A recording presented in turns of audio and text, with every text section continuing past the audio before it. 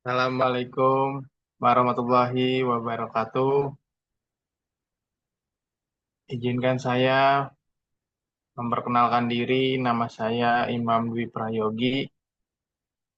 Saya ingin mempresentasikan mata kuliah ICT Literacy untuk memenuhi nilai UTS. Saya dari kelas MJ101. Izin saya share screen.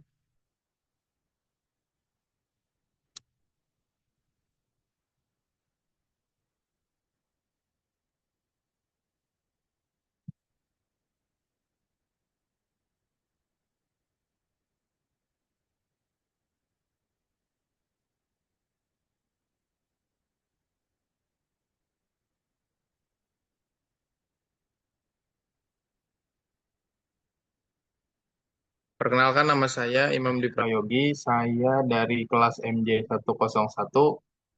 Saya ingin mempresentasikan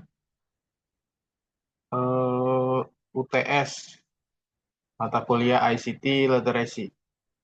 Untuk topik pembahasannya itu penerapan TIK di masyarakat.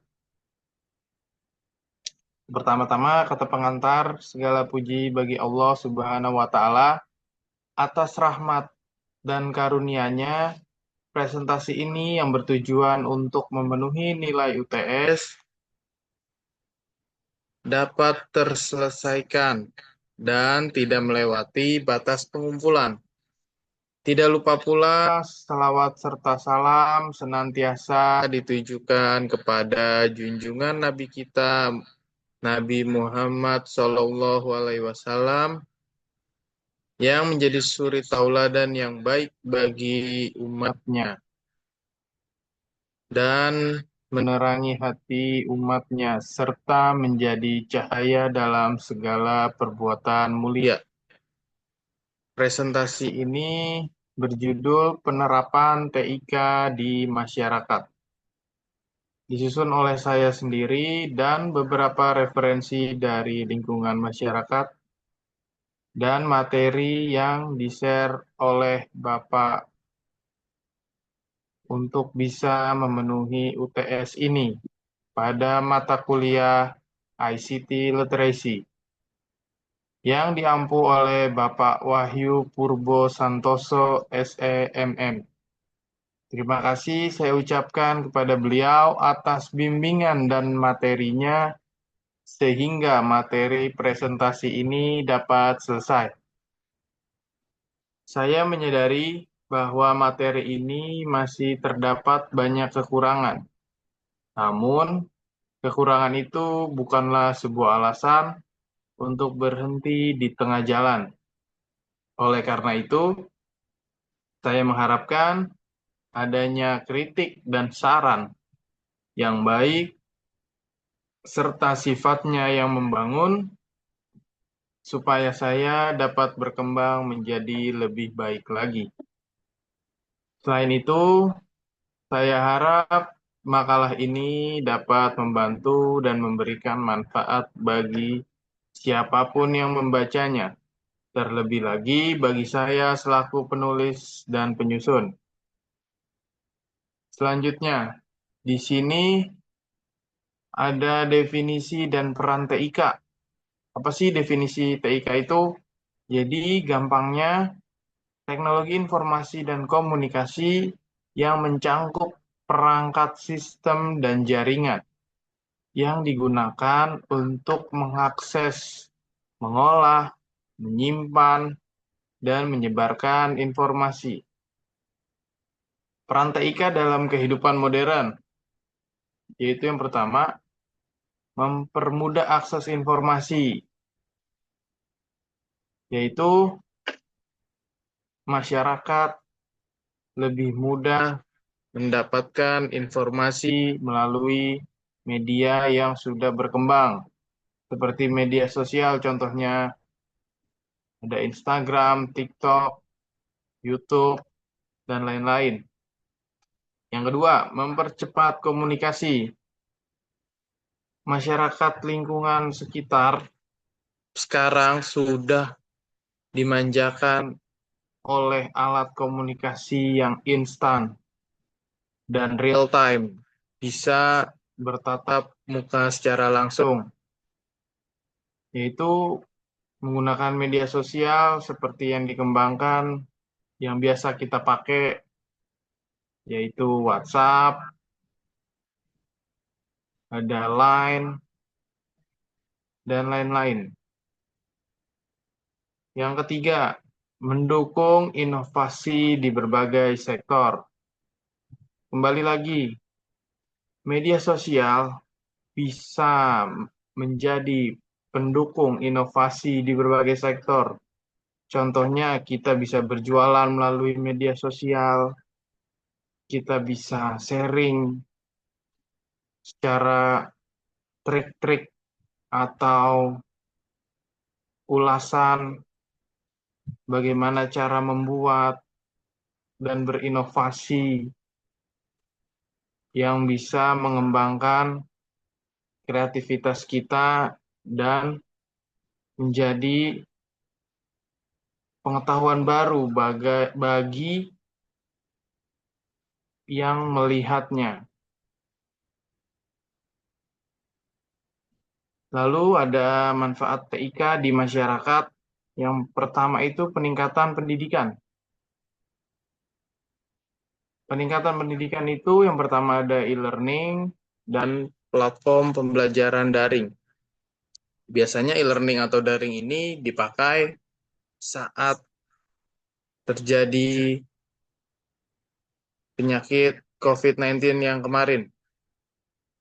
Bisa memberikan pembelajaran secara jarak jauh, namun tetap bisa dipantau oleh gurunya. Yang kedua, ada akses materi belajar tanpa batas geografis. Lalu nomor dua ada kemudahan layanan publik. Di sini kemudahan layanan publik itu ada e-government, contohnya pembuatan KTP online atau pembayaran pajak online. Lalu yang kedua itu pelayanan kesehatan berbasis aplikasi. Biasanya pasien itu bisa mendaftar dari rumah melalui aplikasi sebelum datang ke rumah sakitnya, agar tidak terlalu lama mengantri saat pendaftaran. Yang ketiga, pengembangan ekonomi. Pengembangan ekonomi ada e-commerce dan UMKM berbasis digital. Nah, UMKM yang berbasis digital ini biasanya berada di rumah tangga yang skalanya menengah dan kecil. Jadi, mereka bisa berjualan melalui online. E-commerce yang sudah dikembangkan, seperti contohnya Tokopedia, Shopee, TikTok online, dan sebagainya. Selanjutnya ada sistem pembayaran digital atau e-wallet. Kembali lagi, selama kita membuka e-commerce seperti Tokopedia, di situ sudah dilengkapi juga pembayarannya. Bisa melalui Dana, bisa melalui m-banking langsung, bisa melalui pembayaran di gerai-gerai seperti Alfamart atau Indomart. Yang keempat ada komunikasi global. Contohnya media sosial. Media sosial ini memang mencangkup yang sangat luas, internasional. Kita bisa berkomunikasi dengan siapa saja dan di mana saja. Kita tinggal di Indonesia, ada teman di luar negeri, di Amerika, kita bisa berhubungan langsung, berkomunikasi langsung melalui media sosial. Lalu selanjutnya ada aplikasi perpesan instan. Aplikasi pesan instan ini masuknya seperti WhatsApp yang tadi saya bilang, bisa mengirimkan pesan secara langsung, bisa menghubungi telepon secara langsung, bisa video call secara real time. Selanjutnya, ada contoh implementasi TIK di masyarakat. Yang pertama, ada di sistem transportasi. Sekarang ada aplikasi ride hailing, yaitu seperti Gojek, Grab, dan lain-lain. Terus dari sistem transportasi ini dipermudahkan lagi dengan adanya sistem navigasi GPS. Lalu yang kedua ada dari bagian kesehatan. Yang pertama di kesehatan itu ada telemedicine, yang kedua ada rekam medis elektronik. Selanjutnya nomor 3 itu ada pendidikan. Contohnya itu media sosialnya ada Ruang Guru, Google Classroom, Coursera. Nah, yang keempat, ini ada contoh dari e-commerce. Yang tadi saya bilang sudah ada contoh media sosialnya, Tokopedia, Shopee, dan lain-lain. Selanjutnya dari e-commerce itu ada marketplace global seperti Amazon dan eBay yang memudahkan kita berbelanja dari luar negeri mendatangkan ke Indonesia. Terus ada tantangan dan penerapan TIK di masyarakat. Yang pertama itu ada kesenjangan digital, yaitu tidak meratanya akses internet di wilayah terpencil. Yang kedua, ada keamanan dan privasi data, yaitu resiko peretasan dan penyalahgunaan data pribadi.